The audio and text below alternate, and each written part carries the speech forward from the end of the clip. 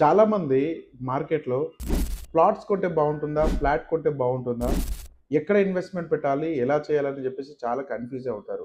కొంతమంది ఫ్లాట్స్ అయితే రెంట్స్ వస్తాయని కొంతమంది ఆలోచిస్తారు. కొంతమంది ల్యాండ్ బ్యాంకింగ్ అయితే అప్రిషియేషన్ బావుంటుందని కొంతమంది అనుకుంటారు. నేను దీని గురించి మీకు ఒక మంచి క్లారిటీ ఇస్తాను. వీడియో ఎండింగ్ వరకు చూడండి. ఫ్లాట్ అంటే రెడీ టు స్టే అన్నమాట.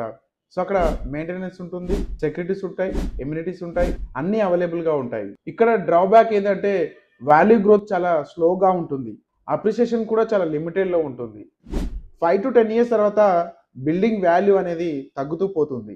సెకండ్ వచ్చేసి ప్లాట్స్ అంటేనే ఓపెన్ ల్యాండ్. మెయింటెనెన్స్ లేదు, ఫ్రీడమ్ ఎక్కువ.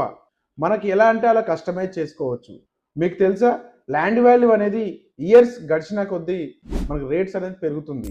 లాంగ్ టర్మ్ ఇన్వెస్ట్మెంట్ చేసే వాళ్ళకి ఓపెన్ ప్లాట్స్ పైన హై రిటర్న్స్ వస్తాయి.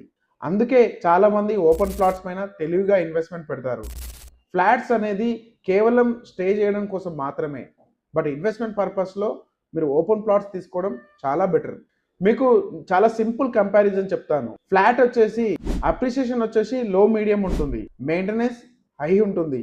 బట్ ఫ్లెక్సిబిలిటీ మాత్రం చాలా లో. అదే మీరు ప్లాట్ తీసుకున్నారంటే అప్రిషియేషన్ వైజ్ చూసుకుంటే చాలా హై ఉంటుంది. మెయింటెనెన్స్ జీరో ఉంటుంది.